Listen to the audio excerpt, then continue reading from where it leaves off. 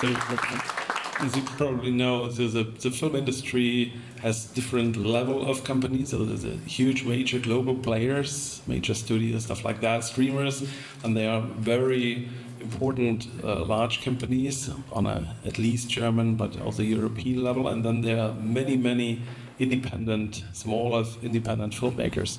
And nowadays, the independent filmmakers, they need some kind of partners on this big level, and we're very thankful to have Leonine Studios as such a very great and sustainable partner for the whole film industry, and we're proud to have you at Munich. Thank you. Still Berlin here. And Berlin, obviously, and a little bit of We're Paris. also in Berlin. We also have office here. Okay. So, Max, you achieved great success with latest movies and stuff on streaming, but also still on the cinema. But you're very deep into AI already. So, can you let us a little bit know more, look a little bit into your experience regarding AI and especially in the film creating industry? Well, yes. For us as a company, to some extent, conquering new path was always defining the DNA of our company, as we were the first ones to produce for pay TV here in Germany and the first ones to produce for Netflix in Germany with Dark back then. So we always felt that discovering new areas in the business is something that helps us as a company to grow. So I must admit I was always on the tech side of things, and always very interesting. Actually, I learned coding before I learned filmmaking, so that's quite some time ago. Back to the C64 or so times, like that. Do you remember Bubble still at C or whatever? So I was always a tech geek in the company, and when this, I would say, new wave after the Transformers paper from Google turned into the light with Playground, like some 2.5 years ago, I don't know exactly when it was. I think it was pretty clear that we are facing something completely different now. I think it had to do with two critical resources that came to a critical point, data and algorithms, and also three resources and also compute. And this led to a point where the generative AI models started to produce outputs that were really usable for a couple of use cases. So that was the point when I started to drive the AI efforts in our company, and there was a lot of work to do at the first at the beginning to just create some kind of an AI-friendly atmosphere and just to see the opportunities. So what I really like is, when I started talking about this topic like 2 years ago, there was practically nobody in the room. Nobody was really interested in the AI topic, and now there's so much attention and so much interest in it. For a good reason, because I think it's a groundbreaking new technology that's going to change a lot of things, not only in our industry, but especially in our industry, because it doesn't affect only the blue-collar workers, but also the white-collar jobs, the creative jobs, not in a way to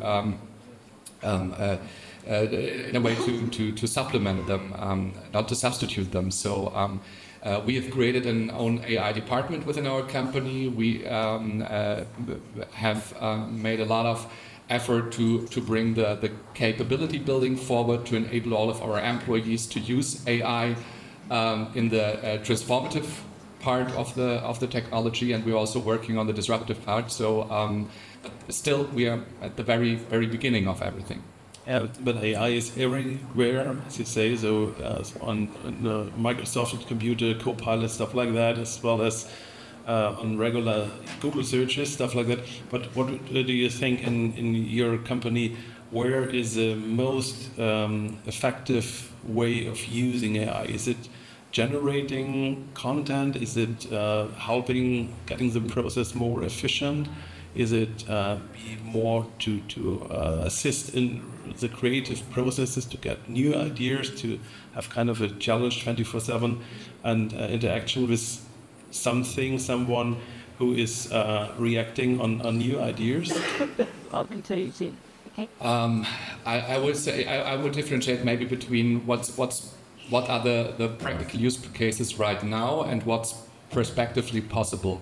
So we have seen some insight today what's prospectively possible when it comes to define a complete new way of creating audiovisual content. So that's the disruptive part of the business, and that's going to change a lot. But that's not where we are yet when it comes to deliver productions to the customers, to the viewers. Right now, it makes a difference more and more in every stage of creating audiovisual productions in the whole work with screenwriters, pre-visualization. It can be an inspiring source for concept art, for costumes, for like everything.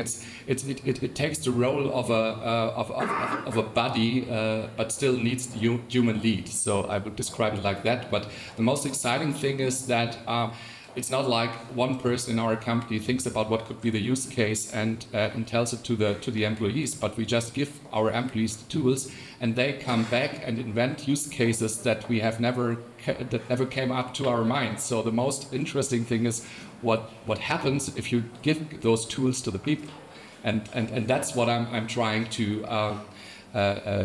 foster within our company. That's great. That's where I would like to actually. That's exactly the reason where I would disagree with you when it comes to delivering stories to the masses, because we're seeing like movements going into a certain direction where that is outside of the traditional industry, that uses new distribution methods and tries to arrive at an audience that is not reached right now by traditional media. So there are certain avenues that are opening up right now. So I think, sure, if you want to see the German film industry as this system where you want to integrate AI, these use cases are definitely there. But I think what's way more interesting or exciting is when you look beyond that.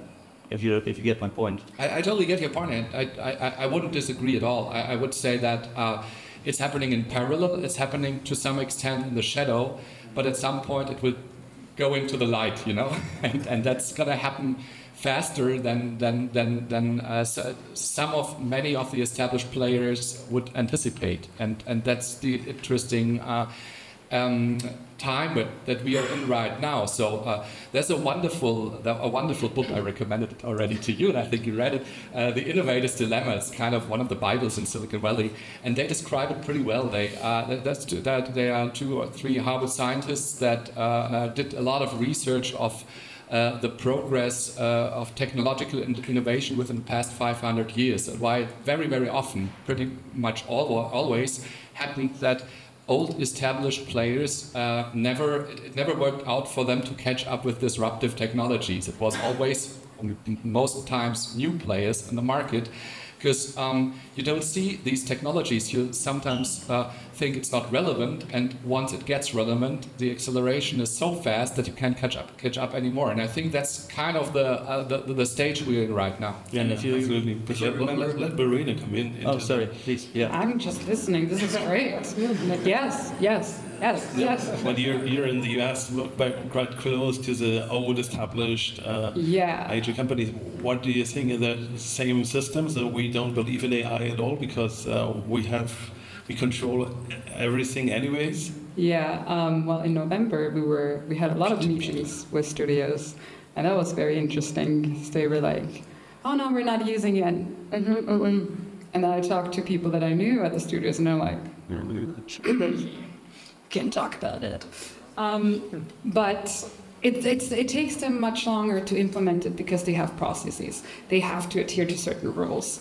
Now, a company that's just forming, or a company that has always been forward thinking, like your company, it's much easier to be agile and just adapt and try things out and put them out, other than a studio that's there's so many roles and so many departments it has to go through to get approved. So that's one thing. So they are slower, definitely. I just had a meeting with some ex-Disney folks and Lucasfilm, and they're creating new companies, because they're like, this is so rigid, we need to jump on this, so we're gonna just band together and create something new. So there's a lot of studios just forming right now, and we'll see where it goes. And also distribution channels, yes, there's platforms now that focus on fully AI-generated projects like Escape AI, that kind of wants to be the new Netflix of AI filmmaking. Will there be integration where Netflix will show AI-generated short films, long-format films and stuff? We will see. And content creators are big right now. I was at the Adobe AI Community Leader Summit, where they invited 26 people from all around the world. They deemed us AI community leaders, and we beta tested some tools, and most of them were creators. Most of them were YouTubers, Instagrammers, X, or how I still call it, Twitter people, that are showing off the tools, that are creating content. So there are channels that are creating, if it's the social media platforms or a new platform, and we'll see which one is going to end up being the leading platform for this. But there's definitely a lot of opportunity. What I find interesting here is that those studios aren't, or not only formed by business people, it's actually artists banding together. This is a great time to be creative in this industry, because you have the whole production pipeline at your fingertips right now, and it's pretty beautiful. And every artist that is in this room should definitely give this a look, because we need more. We need more of this so that we can establish a breakthrough at some point. That's where I'm coming from here. I think that's true, because usually when we have some kind of a new disruptive technology like digital film, so some of us know that, so we used to shoot on 16 or 35 millimeter, and overnight, more or less, HD and digital video destroyed everything. And this time, the very first time I see this, that there is technology available to almost everybody, so everybody has access with tools like LTX Studios. It's not, you don't need experts to have this first steps. You can have ChatGPT and say, make an image, and then you see, wow, the first result is impressive. So that's the first thing, and the second thing is that the investments are, in the first place, lower than in the past. So we see those 100 billions actually investments in AI infrastructure in the US, in Arabic states, hopefully in the EU as well.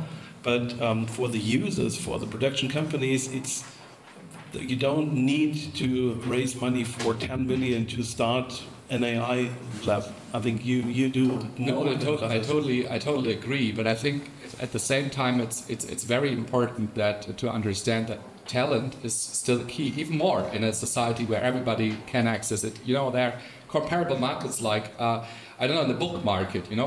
Everybody can write a book. Everybody can publish a book digitally, and still there are only a few writers who really reach a level that other people are willing to spend money for it. And to some extent, we're going to see it in the audiovisual market, that the net and every channel you see is going to be flooded by content, but that doesn't mean that every content will be watched. I think curation of content will be a very important thing, even more in the future, and to create films and series that really touch the people, and that's the challenging part actually. Not creating astonishing sci-fi movie pictures. Pretty much everybody can do this, but creating a scene with AI that's really touching, that's the challenge. Yeah, but you've done so many movies, and we had some discussions how to realize stuff, and there was too less budget, and it was too complicated, and you need more visual effects or whatever. But this time, it seems that is not the issue anymore. So creativity get not blocked by impossible techniques. So technology is your friend, is creating opportunities and does not raise risks. Or what do you think? But we're still at the point where we need budgets. It's not like it's free. You know, that's the thing. So a certain business mindset is definitely important in all of this. And you talked about the book already. The key strategy for established companies in this book to tackle this disruption was to actually what Storybook Studios did, which was perfect. They grew out of an existing company in the traditional industry, and they started what's it called? A Tochterfirma subsidiary. Thank you. As you see, I'm not from the business world. Anyway, they funded a subsidiary company in their own ranks, so to speak. And this is actually what the book recommended established companies to do. This is how in the past these companies could harness these disruptive technologies and integrate them into their core business models. So this is the way to go, I believe, and we have to collaborate on that. Absolutely. I think collaboration is a key word anyways. So I think this event, isn't it amazing? So you have a technology provider, a tech studio, and a creator, a human, a creative person, and they join forces to bring these new ideas and opportunities together. I think Verena, you're signed with Secret Level, so you have different aspects of this industry as well, ethical and other stuff. So what is the driving force for a company like Secret Level to jump into this new field? Well, Secret Level was originally a commercial agency. And they actually just recently, yesterday, I got a phone call, they're changing it up. So they open it up to all kind of narrative and scripted, and are not going to be an agency anymore, but more of a studio, which is a lot of the agencies and studio or the production companies that you're seeing or that are newly forming are becoming these like studios now. So they can come with a heavy background of having a lot of clients, a lot of brands, a lot of musicians that they know and they've worked with. So a lot of that comes, into the new projects that we're doing. And then as much as I think our hearts are with narrative, we all grew up and wanted to tell story. As much as commercials pay the bills, there's only so much you can tell with a commercial. We all grew up and wanted to dive into a different world and maybe make the world a little bit of a better place. And I feel like Secret Level does that, I do that personally, Adrian does that, Max does that, and storybooks, where are you, Sebastian? We all do it, and I think that is what, to your point, is going to be what we're tackling now, the challenges of not just creating epic sci-fi trailers, but we talked about it back in the other room, this conversation, this what's happening, which is actually so easily to be filmed. Just put cameras up and everything looks consistent. His hands are not doing weird things, and it's just easy. But when you do it in AI, a lot of things that are easy are really hard in AI, and that's what we're going to tackle, because we want to create authentic human experience for the viewers and also for the stories that we're telling with these tools. We do not want to start and uncanny valley and only explore huge ideas without heart. Huge ideas are great, though. Don't get us wrong. And sci-fi also. Some Star Wars. Yeah, but maybe commercials is easier to get into this system because they're shorter, they're not so also continuity stuff. Commercials are the early adopters. I'm gonna say something. Please don't post this, but commercials and porn has always been at the forefront of technology. And military. Okay, and military. So these three. So of course they are early adopters, always. Death, money, and sex. There you go. Mic drop. Take it back. Nevertheless, so when we talk about an idea, and when I think, picture a table, a simple table, so then we're gonna have 150 different tables, because everybody pictures his own table, his vision of a table, and the table has no interaction, has no character development, it's just a table. Though when you talk about feature films, TV movies with 90 minutes plus, the decision basis of millions of budget is black letters on white paper. So with AI, you can really jump over that and say, okay, we're talking about an audiovisual, an artistic, an interactive story, an idea, and whatever the tool is at the end, gaming maybe as well, but especially for film and TV. And it's so super easy to jump over the black letters situation into a previous situation and to think, really, will this film work? Is this a consistent idea? A little bit like Ed Catmull with Creativity Inc. is a book, I think, that just pitched another book. But we're selling books here, Ed. That's what we. Thanks. It's a bookstore next door. Getting a percentage or something? Yeah, we do. Yeah. So, but isn't it a great tool, especially for a big studio, for a big production company? We have so many. I think it's like in every bigger house that you oversee the production, obviously, but to get the green light for multi-million investments, isn't it easier to have a different aspect of a project through AI? You mean the previous phase? Yes, that's happening already. That's the part that's happening already, and it helps to visualize an idea and a vision. To increase the quality more. Yes, definitely. But the big leap will be the switch from previous to real Gen AI created productions. And that's what we just said. The things that appear to be complicated are pretty easy sometimes. The things that appear to be easy are pretty complicated compared to the classic way of filmmaking. Creating a starship, no problem. Creating a scene of a couple that's fighting on the kitchen table, really a big problem. So that's the one who will master the kitchen scene is the one who will unlock this potential. Absolutely, but just to stick with the old way of making films, so that what you see later on screen, I think it's easier to create a very good film based on a good previs instead of a very good screenplay, isn't it? Yes, and it helps people who don't have this sense of imagination to get a better idea of what you're planning. And as a film producer, you're constantly selling things that are not there already, so you need trust, and sometimes previous will help. Like broadcaster commissioners, for example. So. Let's not hate on anyone. Also, some producers.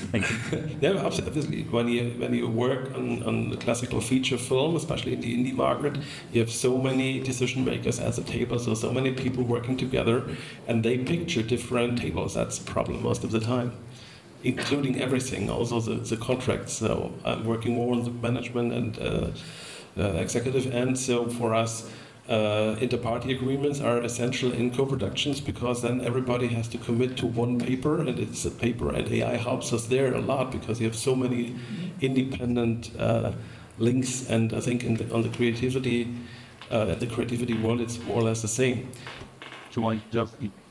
I just wanted to say that with AI you can create so many tables now. Exactly, and even a table and then many other tables around that table. Now we're going meta. Definitely, I love that. Just imagine this core narrative, and then it just things venturing off of that in all sorts of ways that can be co-created by other creators outside of the core piece, basically, and that way, like, IP can grow in a completely different way. And I feel like AI will be, in the first instances, a perfect tool to do something like that on the distribution and even marketing end. Good point. So where do you see AI on the distribution end? So I know Netflix invested a lot of money into Roblox, others looking into metaverse and other stuff. So corporate classical industry is looking into straight connection to their client base through influencers, stuff like that. So there are so many different ways of distribution, and you don't need this technology owner like a streamer or broadcaster or a cinema owner or whoever to bring your idea to your client. where do you see distribution in the AI field? Well, from a technological point of view, it has often enough been that if you create a new media, new ways of distribution create with this new media. So there are some first attempts, like Showrunner, for instance, a platform that offers you IP and you can create your own stories with this IP. These are the guys behind the South Park episode, by the way. We have to see, at the very end, everything has to be thought from a consumer perspective. If there's really a consumer demand for this, from the very origin of storytelling, it's actually I think it's a campfire experience. Somebody tells you a story and you just want to listen. I'm not so sure about all these interactive ideas. If people really want to create their own stories and always be in the driver's seat, if they don't want to just be entertained, but that's something we will have to find out. Well, the campfire has shifted. It's not a real campfire. It's a digital campfire now, and it happens on X. It happens on all sorts of platforms that are out there, where people are forming communities around the things they love. So I believe that community aspect will be super important now more than ever, actually. Yeah. Also, Discord is one of the platforms that has so many AI communities and festivals. There's so many AI festivals are popping up right now. So if you're curious, just see what festivals are out there and go there. And I feel like we're still figuring out what the distribution will be. But because there's so much money coming from tech and there's so much interest from everyone and studios are forming, there will be distribution, 100%. Okay. I believe that if a story or a piece of entertainment exists, then there's automatically an audience for it, because the creator is not in a vacuum. It will be relevant just by its mere existence.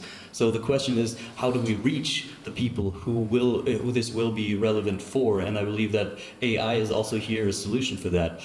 If we really, imagine like a consumer has an AI agent who knows them completely from the ground up, like everything, every little detail of their life, and then can recommend them something at the point of their personal development, where they're at right now, which story they need to see at that point, basically, to give them that little push. Because that's the beautiful thing about cinema. When you go to the cinema and you come out a different person, that's what we want to create, right? So even here, technology will be our friend, I believe. But is it so at the moment technology comes from either the US or from China, in my perspective at the moment, especially in the AI field. China, definitely. Most of the tools in China are so much better. We're getting political here. No, not political, just tools. Do we have the chance to have a European version or initiative really following on that one? Is there something, or does it matter?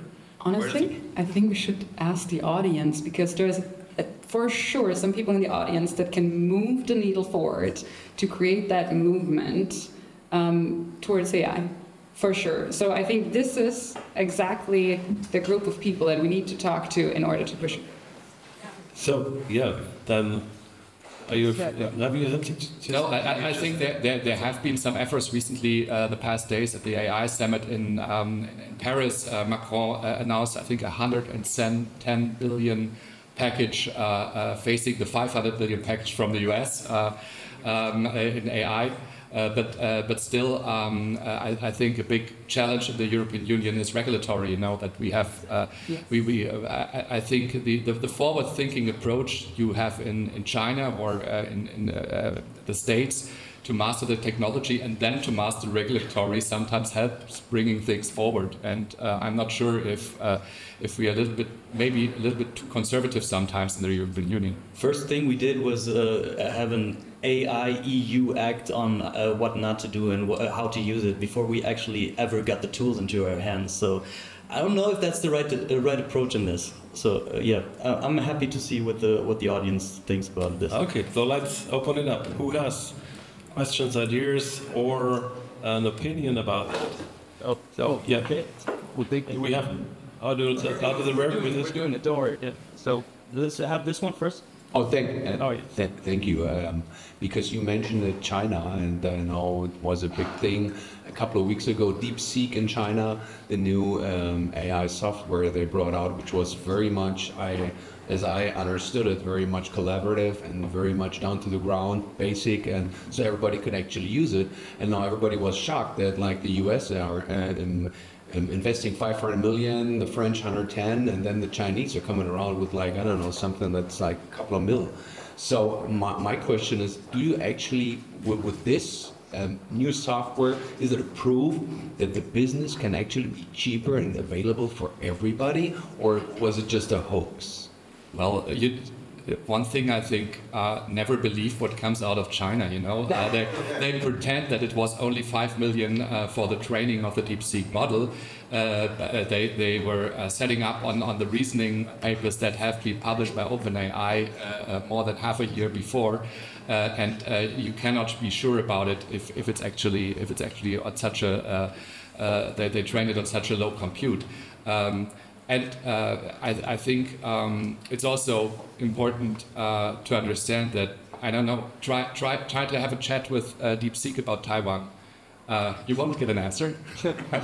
Or Tiananmen Square. But then again, you know, we're always blind to the Western propaganda too. You know, I think we have the same thing. We don't realize it because we're in that bubble. What I think here is interesting in this arms race between the East and the West, that we're challenged on our own perspective on the world itself. You know, I mean, every perspective is very limited. That's like per se the definition of a perspective. So I'm not so opposed to actually taking on the Chinese perspective. I would love to learn more about how the Chinese culture works and how it functions. Even with that regard, like where do we see ourselves, and how can we find a conclusion or a synthesis between the thesis and the antithesis? That's the word. But can we come together as humanity and not only the East versus the West? This is getting boring so hard. I want to get all of us together because we're sharing this planet, and this AI revolution could lead into a new direction where we could actually understand each other for the first time. And I don't even mean languages. I mean ideology, culture, all of that. Again, we've got a second question. Okay, regarding the Chinese AI and also the approach on different continents in Europe and the USA. First of all, my name is Albert Gutmann. I'm a lawyer and I'm actually want to specialize on AI and media. And I'm working currently on my master thesis here in Berlin, but in the university in Amsterdam. And there are a lot of beautiful scientific articles about all of this, and it's changing like constantly. My topic is actually like changing every week. And yesterday I had a very good conversation with Verena, and she really like opened a little bit my eyes a little bit more, because she was like saying, as she said also in her talk, we have to be adaptable. And when I told her about my thesis, she was like, oh, you're gonna change your mind so often. And that's really true. And so at the end of the day, I am also right now, I was thinking constantly about the thing that we have like two interests. We have on the one side like the creatives, and on the other side and the innovation, and maybe the protection also of creatives. So that's for now my opinion, but let's see what's gonna happen after this day. I think me and Adrian we're gonna talk about it. We already talked about it, and yeah. I know your opinion. Well, first of all, it's great that your mind is so open that you can change it every 5 minutes. I love that. It's very important, especially now in these fast times where every a new piece of information is around the corner all the time. But what I find interesting here, I talked about different perspective with East versus West, but you're right. The European perspective is a unique one, so this could be maybe the bridge between one and the other. So if we manage to do it right, because I don't know, just bridging something isn't enough. You also have to, you have to have your pillars in the ground so that bridge won't break. So I think it's kind of in the middle of both. We may not overregulate and keep us from actually creating. On top of that, what you said about, may I just take it for, again, sorry. On top of that, what you said about collaboration between tech companies and artists, this is already happening. We're like most artists in the field, the leading artists are in creative partnership programs with different tools, with different companies, and we get to use these tools for free and actually create and see and give feedback on what works, what doesn't work, and the best companies in the field actually have the strongest creative partnership programs.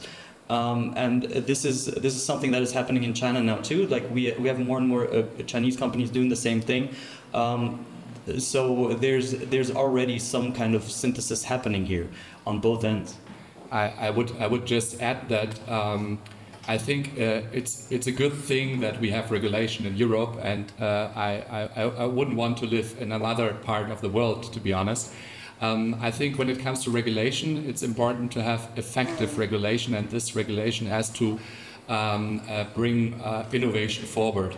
So, for instance, if there's a job that a robot can do or an AI that a human does right now, I think we should enable the system that the job gets replaced. But we should distribute those productivity gains amongst the people, make the cake bigger and divide the pieces fairly. Because every other aspect at first won't last long and will bring us not on the forefront of this technological development, but you can never stop technological development. There has been, I don't know, when there has been the invasion of elevators, there was an elevator operator in every elevator at the beginning, and then at some point they constructed automatic elevator, and the elevator operators went on the streets and said, okay, we need a law that in every elevator we need an elevator operator.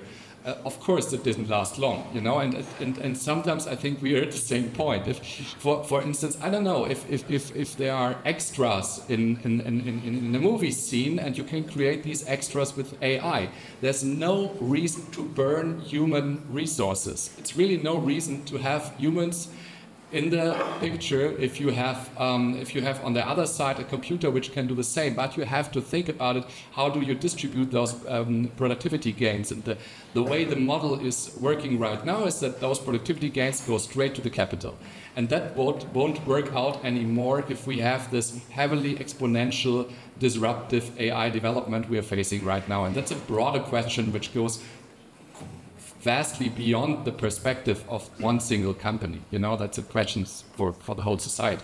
Very good final words.